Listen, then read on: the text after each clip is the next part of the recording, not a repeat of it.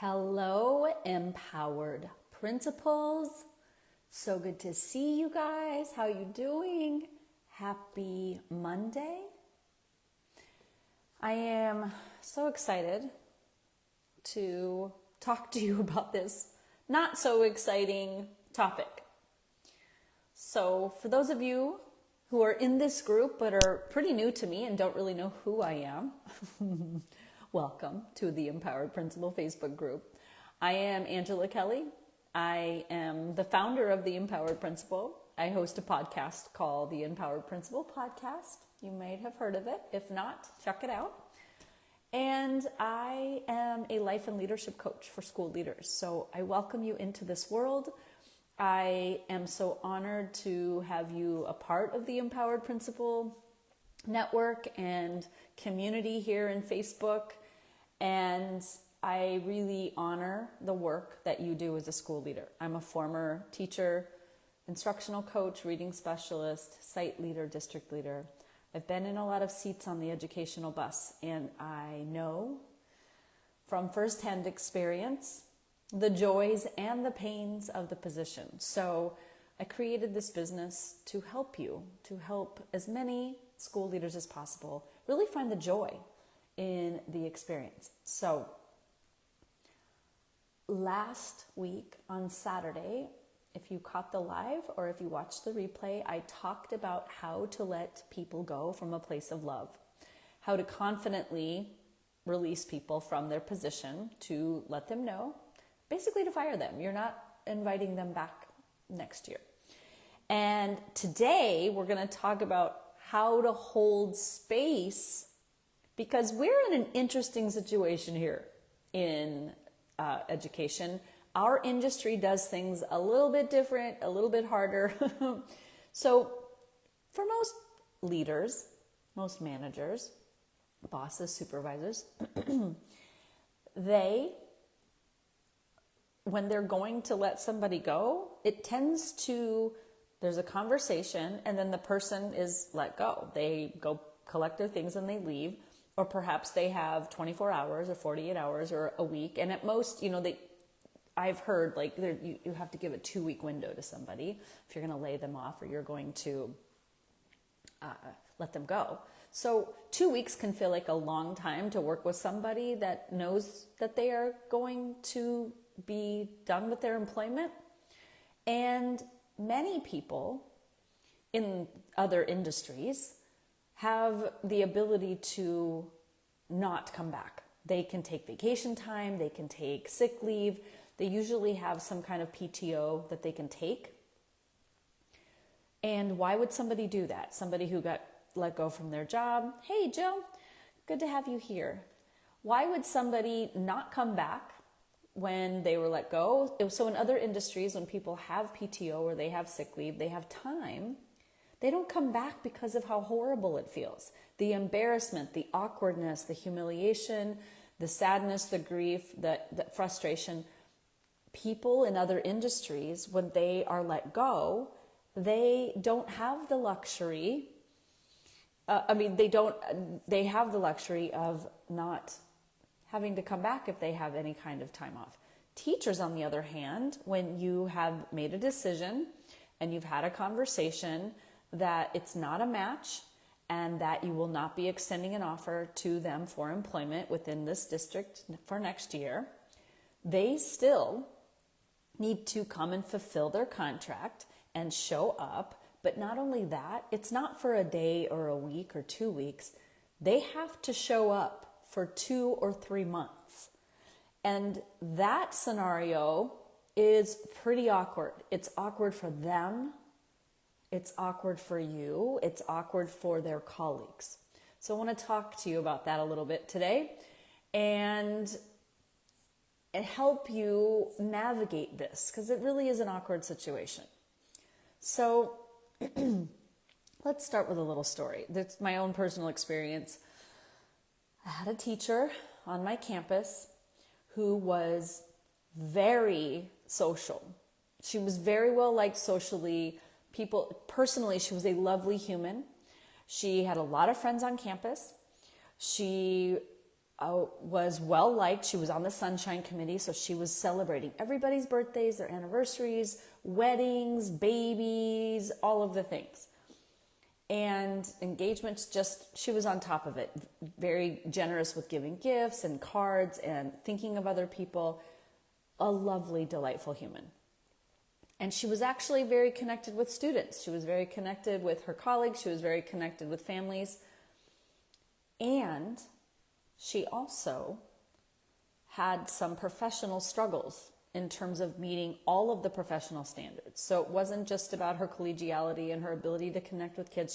She had relationship mastery in certain regards. So she was able to relate to other people, to connect, to be collegial. And on a personal level, she was very connected. People liked her. When I became the principal, it was obvious that while she was very well versed in relationship connections on personal levels, there were other standards of the teaching profession that were not meeting standard. And as a principal, of course, you observe, you assume best intent, you coach, you mentor, you provide that feedback. And we got to a point where it was, in my opinion, my leadership style, it was my obligation to take this conversation to the next level, to invite her into more directed inquiry and self-reflection. And I ended up putting her on an improvement plan. Now, this person was tenured, so it wasn't like I got to March and I just said, thank you for your service. It's been great. It's not a match. I won't be extending an offer for you next year, but I wish you well.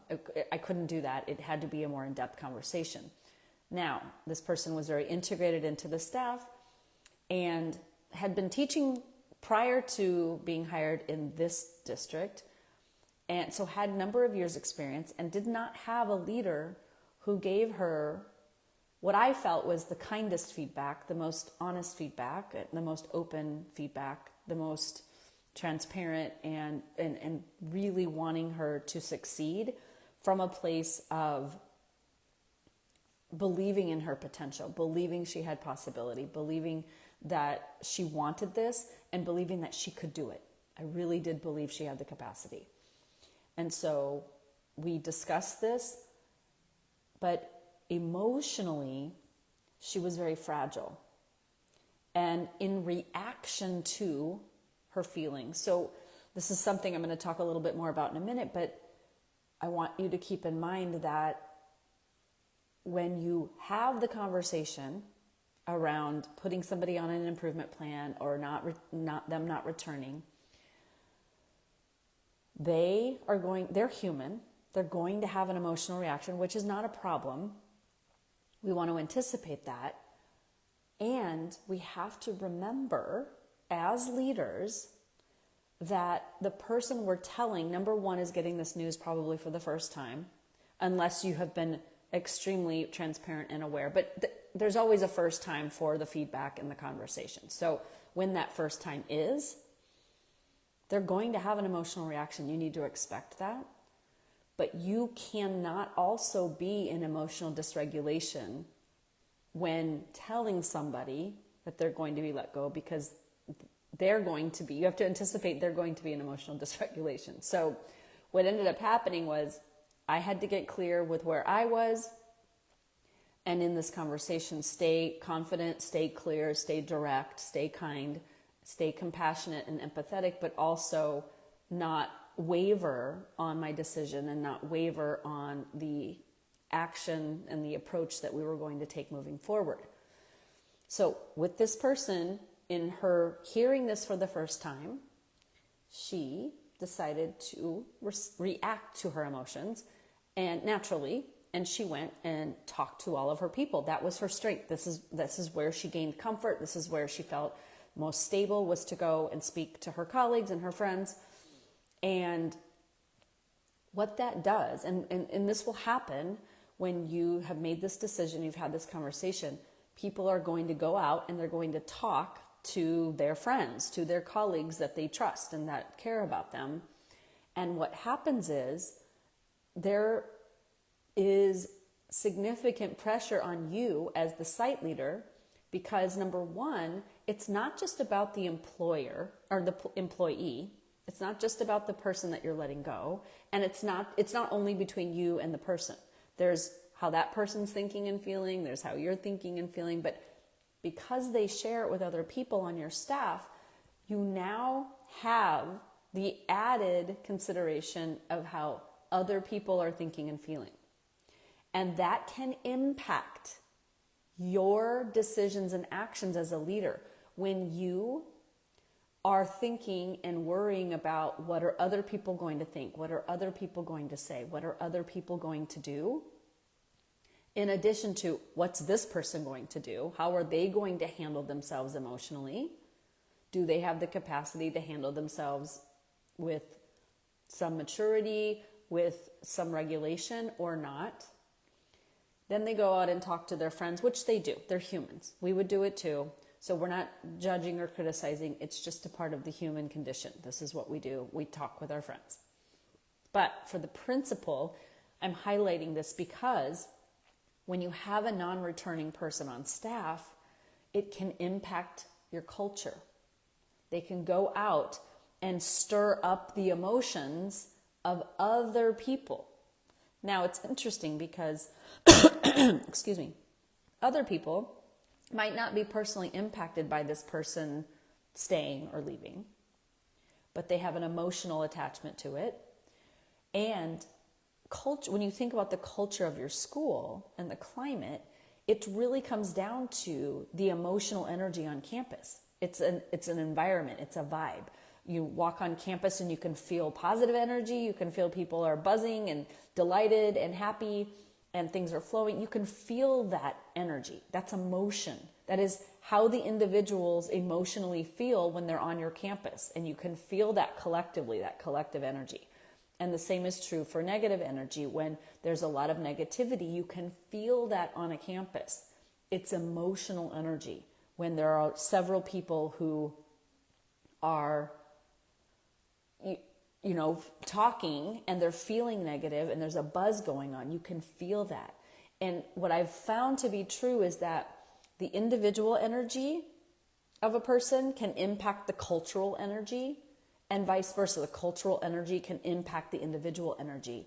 And the intensity of that emotional energy can feed off of one another. So if there's several individuals who have intense feelings, and that people will, when it comes to employment and they're being a part of this group and being employed by this school or this district, people will have emotional attachment to it. So the intensity of their emotional reaction can intensify the culture on campus, and the intensity of the culture can also intensify people's individual reactions.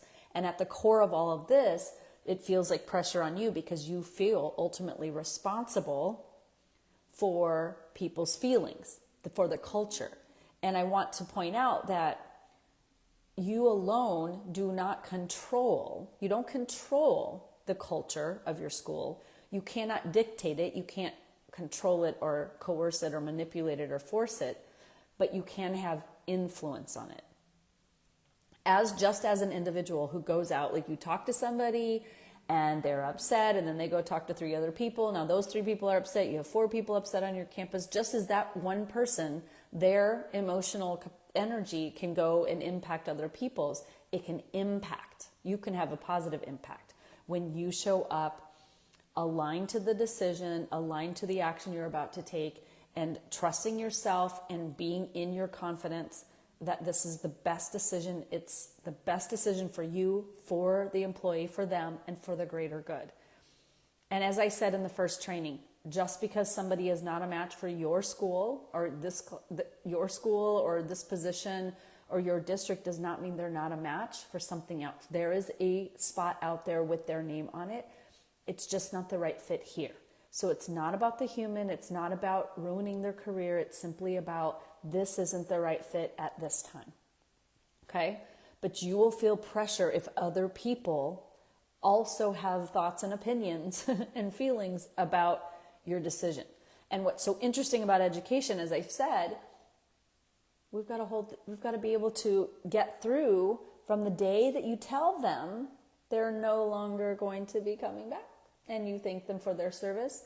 From that day of the conversation until the last day of their contract can be 2 to 3 months, 8 to 12 weeks. That's a long time to have to navigate and hold space for other people's emotions. Now, the truth is that we're doing that every single day as school leaders, right? This is the job. We are navigating parent emotions, student emotions, staff emotions, teacher emotions, district, administrator emotions. We're in the business of humans. Humans have emotion. Emotions are energy. And we're navigating that energy and leveraging it and wading through it and leading it. So what I really want to drive home today is I want you to understand that when I talk about holding space, I'm talking about your capacity as the leader to be able to handle the emotional energy on your campus from the individual and others. It's really understanding how emotions impact your actions, your decisions, your approach, how it impacts the culture individually and collectively, and how when you're unaware, that energy can actually it can change the way you make decisions and take actions. If it's subconsciously weighing on you that the staff is upset and you're why are people talking about me, and you're very nervous, and the person's out there talking negatively about you to other people, and those people are talking negatively about you to one another, and you're spending your energy and your focus and attention thinking about what they're thinking and how they're feeling, and you're afraid it's going to ruin the culture, which again, the culture is just the individual emotional energy collectively on the campus. So how do you as the leader allow people to have their feelings, to be human, and to get up and do your job without it weighing you down? Okay?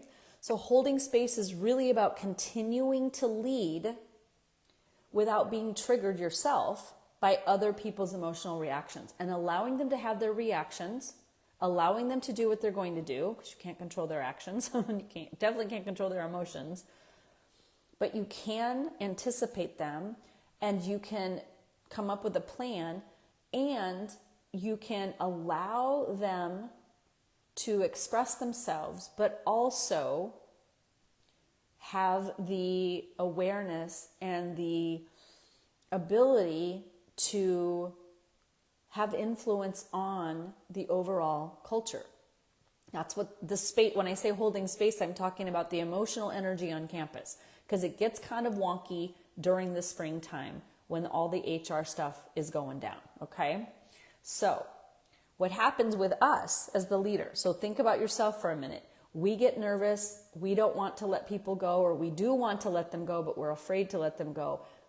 And why are we afraid? Where does the fear or the doubt come in? It comes from our fear of their reaction, of their emotional reaction to the news. And as I said in the training before, we can mitigate some of that through very transparent and open conversations throughout the course of the year. So we're setting people up to not be surprised. And sometimes they still will act surprised. They're in denial. They don't want to hear it. They're very disturbed by it. They're frustrated.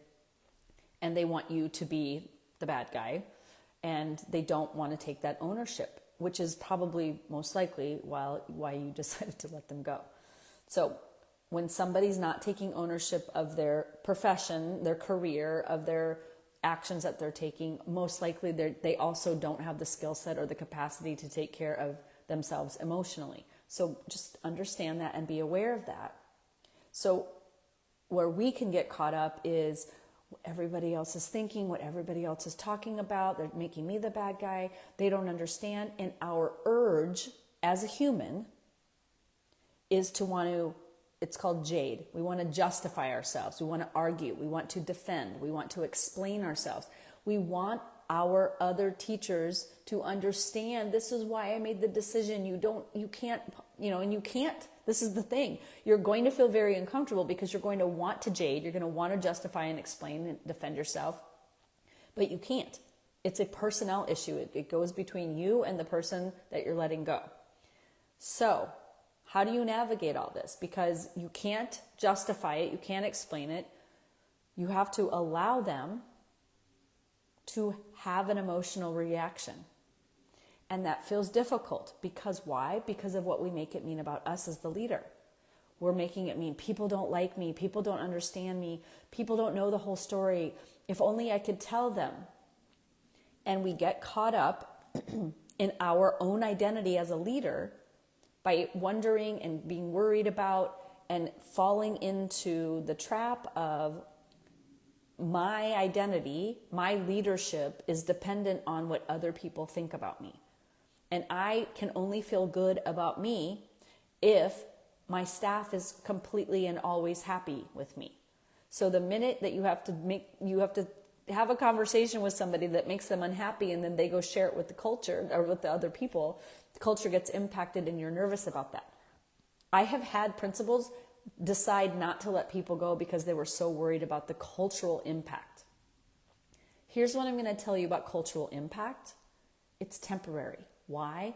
Because the climate of your school, it is based on emotion. And if you have a perpetually negative energy on your campus, a perpetual, what people call a toxic climate or a negative climate on the campus, what's happening is that the individuals on your campus are perpetually in negative energy. So, and the reason that's happening, and this is I could do a whole nother webinar on this, but the reason this is happening is they're having negative thoughts and negative feelings, which then they're reacting to that negativity. And when one person does it, it can impact others. And when the collective is doing it, then it intensifies.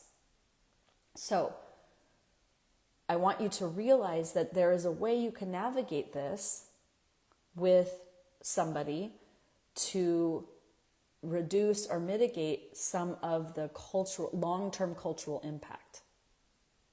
Okay? Because this all comes down to emotion. So one of the things we need to understand is what an emotion is.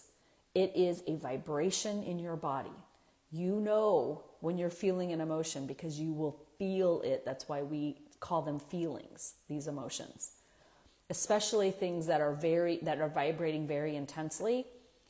I tend to find like restlessness, like when I feel like I want to do something, I want to explain and defend, or I want to justify, or I want to jump in and get something done, but it's not in my lane to do that. I feel a lot of dissonance in the body. I feel a lot of intense vibration. I call it restlessness because it's like this. There's all this energy that wants to be released, and it's like I don't know how to release it, or I can't release it in the way that I think is going to feel the best.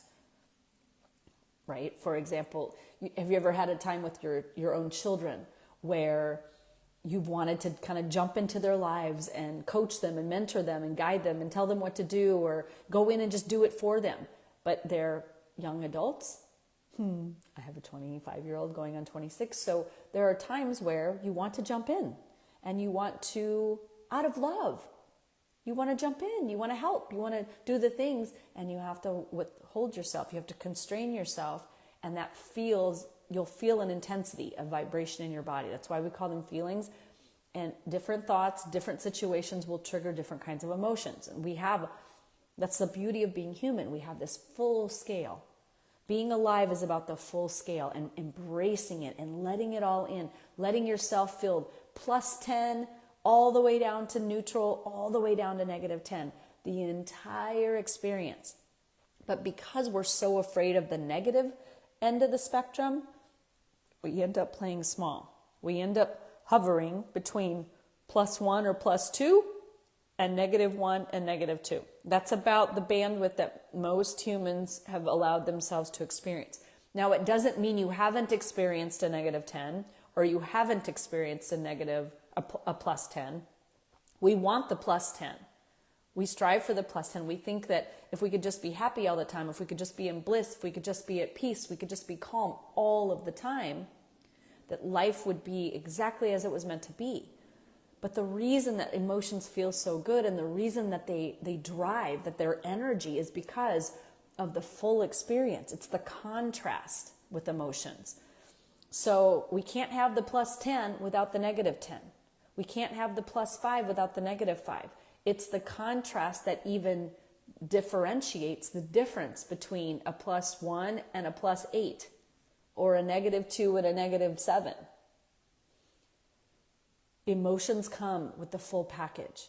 And as empowered principles, what I invite you to consider is allowing yourself to feel all of the emotions. When we feel frustration, or we feel resistance, or we feel like we're blocked in some way, like there's an obstacle in our path, there is a block, there is a detour, there is like just a limitation that we can't seem to break through, what I have found to be true is that it's an emotional experience that we're trying with all of our might to avoid. We are trying to avoid feeling some kind of emotion. I know for me, as a child, I was embarrassed in a public setting at school more than once. Most of us have been. We get in, somebody says something, does something, I was just so many times. There were so many instances, especially like that middle school years, I can remember like really getting embarrassed. And my protection mechanism was, I'm going to do anything and everything to not feel the pain of embarrassment, to not feel the negative emotion of embarrassment. And so I just shrunk in my high school years. I shrunk in my college years. I just placated, people pleased, anything to try and avoid embarrassment, until I realized that, number one, embarrassment comes from my thoughts, not other people's thoughts. And number two, I can handle embarrassment. How do I know? I sure handled it, maybe not gracefully, but I definitely made it through the embarrassment of my junior high, middle school years. So I know I'm capable. And I want you to know this. As intense as emotional vibrations can feel in the body, it can feel like you're going to die. It really can. It's so intense, those emotions. I will tell you this as a school leader. A little thing in my eye, sorry about that. As a school leader, we signed up, we up-leveled. We are the leader, which means we go first. We signed up for the plus 10, minus 10. To experience the emotions. So when you're going through a situation that feels very emotionally intense for you at school, such as the staff is upset with you because you let somebody go and you've got 3 months to go and this person is out there talking about you, they're gossiping, they're getting other people to give you the look or give you the cold shoulder, you are going to have an intense experience emotionally, personally, because you're a human, and that's a normal reaction. But I'm here to share with you, number one, your body is built to handle that intensity. You can handle the intense emotion. It's very uncomfortable. It feels miserable. It feels like you're going to die. I know. I have been through it on multiple occasions. And guess what? I know it'll come again another day, because this is the beauty of our lives out here. We are in the business of humans. We have the emotional experience. And as the leader, it is our invitation to allow ourselves to feel any emotion.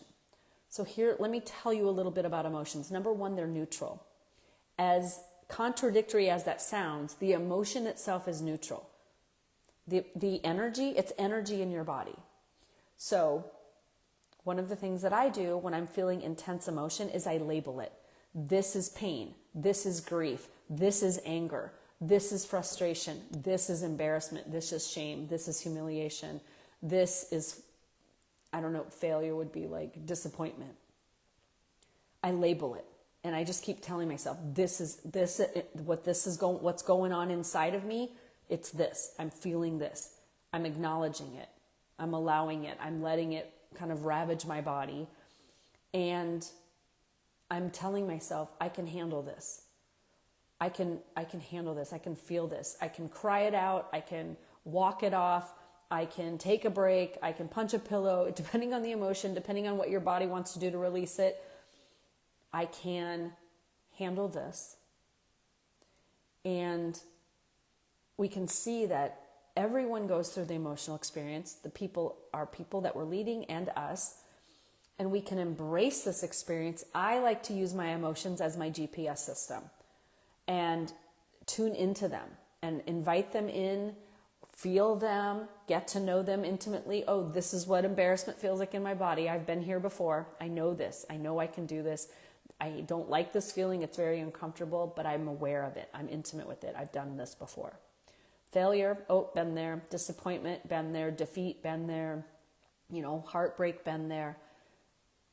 I know that I can handle it because I've done it as a child. I've done it as a teen. I've done it as a young adult. I've done it as an adult. I've done it as a principal. Now I'm doing it in my mid-years, right? My midlife years. I can handle it. And what's so beautiful about emotions is that they have wisdom. They don't just show up randomly at your door.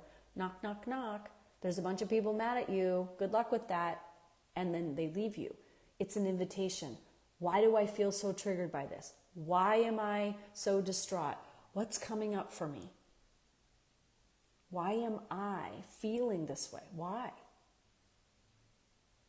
And getting intimate with your emotions. And you can neutralize your emotions, like physically neutralize them, when you acknowledge them, when you validate them, when you're willing to feel them, when you're willing to say, hey, hello, we've got this. Because number one, they are neutral. It's how we experience them. And our mind is telling us they're not neutral, but they are. You can handle them. And number two, they're very powerful. So while they're neutral, they're also very powerful. Because if you think about it in life, anything we do, we're either trying to chase an emotion we want to feel, or we are doing everything we can to avoid an emotion. Why do we buy the car that we have? Because of the way it makes us feel. Why did we buy the house that we live in? Because of the way it makes us feel. To have a home, to have a roof over our head, to have a safe place, to raise our family, to be with our partner, our friends, our spouse, our roommates, to be with our cats, to be with our dogs. We love having a home. We love the way it feels to know we have a home to come home to every night, that we have a bed to sleep in, that we have shelter, that we have safety, that we have refuge from the weather and the storms. We purchase things because of how they make us feel. We go into careers based on how we want to feel, how we want to contribute, how we feel when we contribute. We went into education to help, to teach, to learn, to evolve, to what am I trying to say here? To develop the humans. This is human development. Our industry, education, human development 101. We are developing the humans, but we don't stop developing at the age of 18 or 21 or 25. We, in our 30s, 40s, 50s, 60s, 70s, 80s, we're still developing as humans. Okay? So our emotions are very powerful. They impact the decisions we make and the actions we take. And if we're not aware of how we are feeling, the feeling can get into the driver's seat in reaction mode and make decisions for us. And we take actions because we either want to feel better or we want to avoid feeling bad. So when there's buzz on your campus and people are unhappy with you, you might find yourself going out and placating people and people pleasing and kissing up, or you might find yourself retracting, doubting your decisions and trying to get people to like you again so you can feel better. But the truth is that their opinion of you and their opinion of your decisions, number one, they're not privy to all of the information. It's between you and the employee. They're never going to know. You can't let them know. So you have to make peace and reconcile with the understanding that people are going to have opinions based on information that they don't have. And they fill in the gaps. When your brain doesn't have all of the information, all of the facts, it fills it in. It fills in the gaps. And then the interpretation of what happened is based on the filling in the gaps, where the brain just said, well, it must be this reason or it must be that reason because I don't really know, but so I'm going to make this up because I have to make sense of the world. I have to make sense of what just happened here. Notice that. So your emotions are very powerful energy that impact your decisions. And what we want to do as leaders is we want to be aware of that so that we can respond versus react. Reacting is when we are unaware. The emotion comes up, we feel that energy, and we release it without pause, without contemplation, without intention. And it comes out the way it comes out because the energy feels so intense, we release it. That's what happens with teachers when they're unaware and they go out and they talk to their friends and they talk to their colleagues, okay? So the reason that this tends to happen is that we, as adults, we actually haven't really been taught the skill set to regulate ourselves emotionally. We talk about this with kids. We want kids to learn how to regulate their emotions. It's the hardest thing we ever do as humans on the planet is regulate emotion. And yet we want kids to be able to regulate. And yet here we are as adults, and we don't always have the regulation skills available to us in the moment that it happens. It's normal because it's the hardest thing we do. So we need to have some grace and space for students, some space and grace for our teachers and ourselves. We're not always 100% of the time going to be able to emotionally regulate. That's okay. What's not okay is if the expression of the emotion is causing harm to self or others. We don't want to allow that. Most of the time, people are just talking, they're having opinions, and we catch wind of it, and then we make it mean something about ourselves, and it feels very personal, it feels very attacking. So we have to, as the leader, step back and broaden our perspective. We have more information than they do. We have a greater perspective, a greater understanding. We were a part of the conversations. We know what's going on here. Our teachers, they're not privy to that. We have to keep that in mind. We have to allow people to be wrong in their opinions without trying to change their opinion, without trying to explain yourself so that they can be like, oh, now I understand. Now I feel better. Now you're okay. Now I get it. Sometimes they just don't get it. And we have to let them. Just like with your own children, if you have children at home or students, there's times where the student can't wrap their head around it. They don't have the perspective. They don't have the wisdom. They don't have the experience. They don't have the number of years on the planet. They just can't see it. They can't create the perspective. So we have to allow them to be where they're at. And the same is true for adults. Okay? So what can we do? There is people doing people out on our campus. And there's the time from when you tell them to the end. What can you do? Number one, it always starts internally. As the leader, it's our job to practice emotional regulation. And what is that? It's simply checking in with ourselves. How are we feeling? And acknowledging those feelings, allowing them to be there. There's no wrong feeling. Letting yourself feel the way you feel. You don't have to stuff it down or hide it or pretend it's not there. You can let yourself have a human experience. Feel disappointed. Feel a little bit of that doubt. Feel insecure. Feel unsure, incompetent. Feel awkward. Feel clumsy. Feel embarrassed. Feel frustrated, feel annoyed. Feel the feelings. The feelings aren't the problem. That's why I say that they're neutral. The feelings aren't the problem.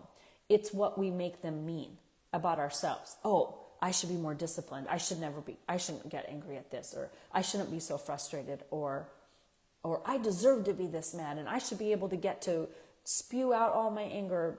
I'm so tired of always having to be the most mature person in the room. Yeah, it is the hardest, I will admit. The goal as a leader to be the most emotionally regulated person in the room can feel like a burden. It can feel like a weight, and we can get frustrated. But if you think about it, do you desire to not be the most emotionally regulated person in the room? Do you want to be the principal who loses it, loses their cookies, like goes off on people and then has to go back and repair? There's two kinds of hard. There's the hard where we learn the skills of regulation and we allow people to say what they're going to say and do what they're going to do and hold that space and continue to lead. And we can plant seeds of positivity and seeds of understanding and seeds of encouragement, support, and continue to cultivate a culture of positivity.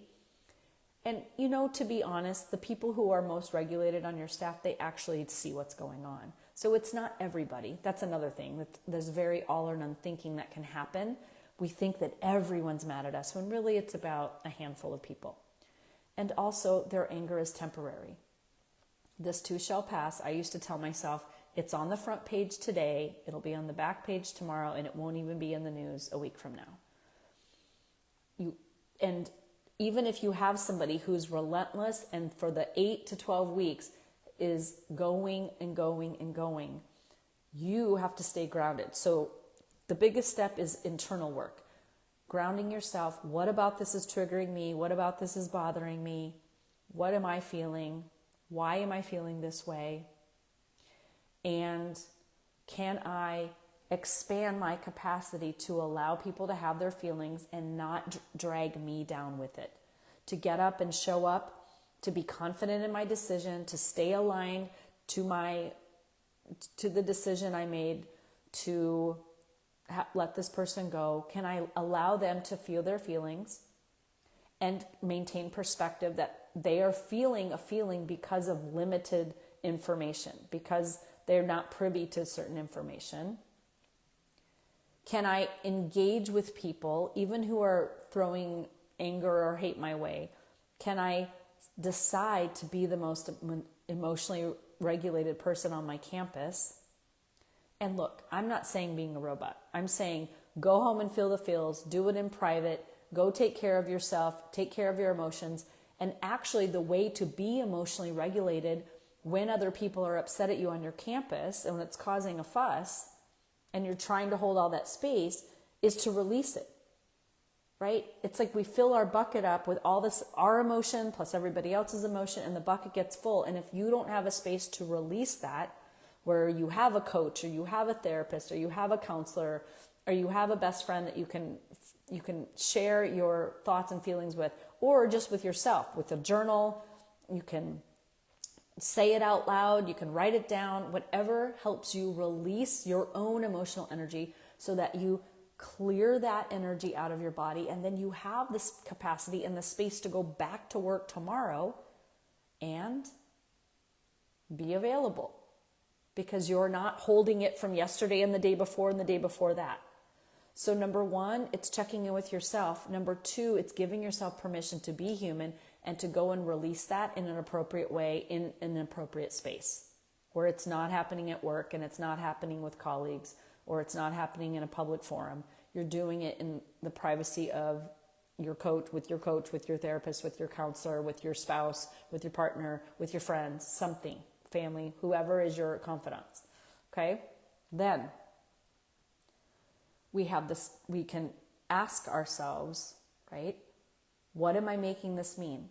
People are upset that this person's being let go. This person's upset that they're being let go. Why? Why might they be upset?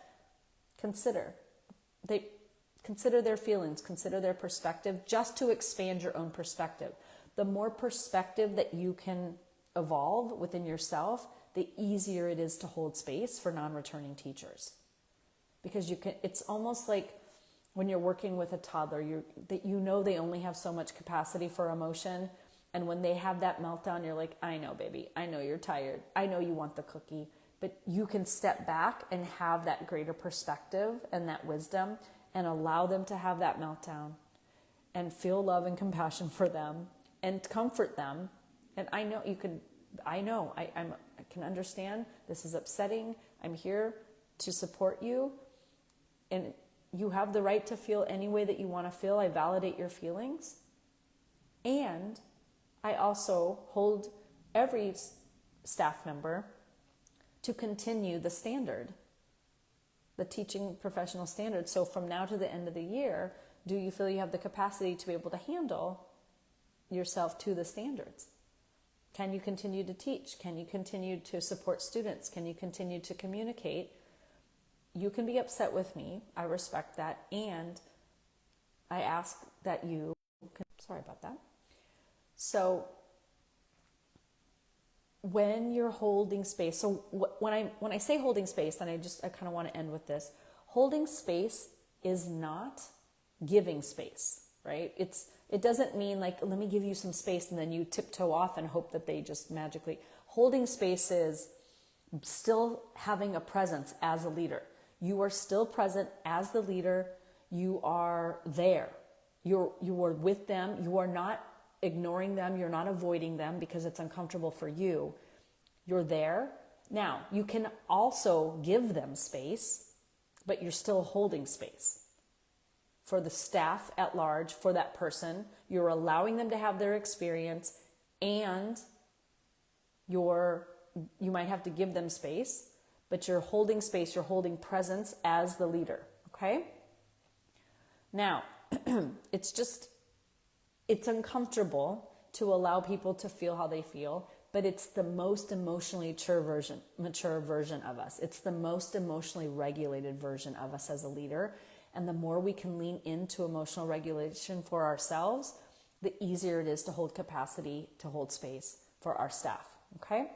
So there are 3 C's I'm going to leave you with that you can contemplate, 4th C, that you can implement and contemplate, okay? Number 1's curiosity, getting curious with yourself.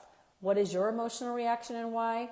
And then getting curious about the other person's perspective or the other staff member's perspective. Getting curious about what might they be thinking, what might they be feeling. It's not to say you are knowing, you're not assuming, you're just speculating as to why, to gain perspective. So number 1 is curiosity. Number 2 is compassion. You're going to feel compassion for yourselves as a leader. This is a hard thing to do as a leader. Just have a little compassion for yourself. Give yourself permission to feel however you want to feel. And it's easier to give other people permission to feel how they're feeling when you give yourself permission to feel how you are feeling, okay? So have some compassion for yourself and for others. And then 3rd, when you're able to approach this with curiosity, approach it with some compassion, then you're able to keep your composure, which is holding space for yourself, for other people, and inviting people to maintain the integrity of the culture that you have, the positive culture, and walking through your campus, being positive, not buying into, I call it jumping in the pool. When you jump into when they're upset, you get upset. When they are mad, you get mad. When they get defensive, you get defensive. That's jumping into the defensive pool or jumping into the angry pool with them. When we meet and match their emotional energy, we're jumping in their pool. We don't want that. We want to stay out of the pool so we can throw them a life preserver and they can decide to bring themselves out of the pool of misery if they want to or not. But you don't want to get in the pool. You want to maintain perspective, hold that space, maintain your composure, and you can maintain composure when you have curiosity and compassion for yourself first and then for others on your campus. Okay? I hope you have found this helpful. I know it's really hard to hold this space. If you want more support in this, you're invited to come into EPC, which is the Empowered Principal Collaborative. It's a mastermind. It's a group coaching experience that I offer. And if you want to talk with me personally about some of the things you're going through, I'm happy to coach you through it. You can ask in this group. You can post in here. And if you want more information, you can reach out and we can have a conversation on the phone. So I wish you well. Happy Monday. If you found this helpful, please share it with another friend or a colleague who might be able to find this valuable. We want to get this word out to as many school leaders as possible. I don't want school leadership to feel painful or unnecessary suffering for anybody out there. It's a big job. It's an expansive job, and it's an important job. And I want you to enjoy the process, to love what you do. And even in the hardest of times, we want to find ways to soften it and to lighten it and to enjoy the experience, the entire experience. Even during the hard parts, we want to be able to find the capacity to allow ourselves to feel those feelings while also not making them mean something so crushing and so devastating that we can't recover from the experience. Have a beautiful night. I will see you on the internet. Take good care. Talk to you soon.